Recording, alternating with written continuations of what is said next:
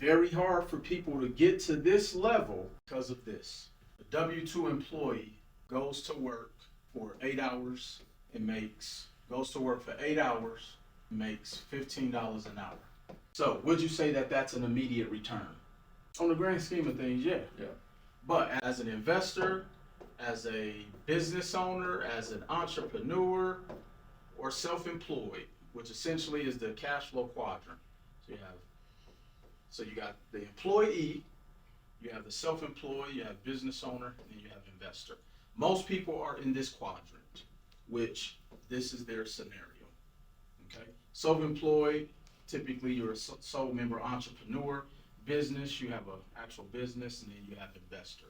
But the reason why it's hard for people to go through the levels of quadrants is because of this diagram right here.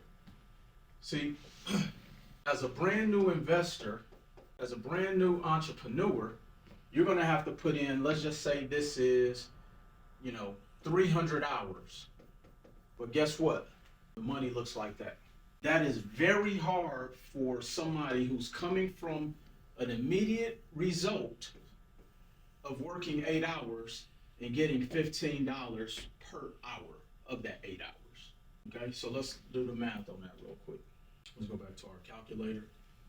And so $15 times 8 times 5.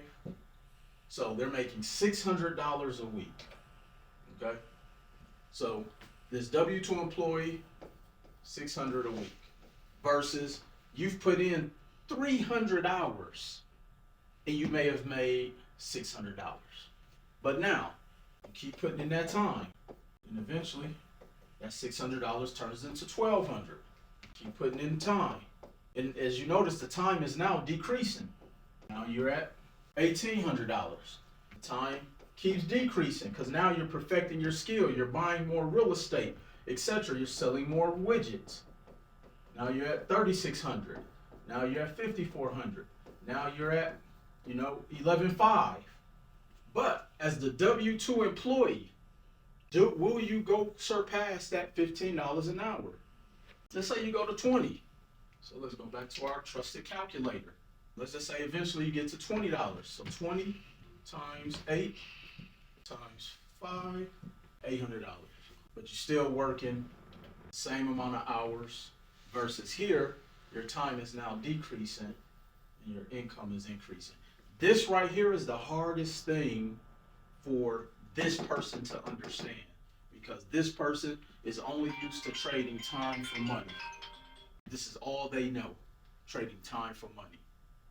Versus this person, yes, you're going to put a lot of time in up front, but then when you think about the average person who gets into a business venture or becomes an entrepreneur, becomes an investor, they usually only give something 90 days. In 90 days doesn't even equate to the first 300 hours that you may have to even put in to even see any type of return. This right here messes most people up. This is why the 98% never become the 2%. That right there.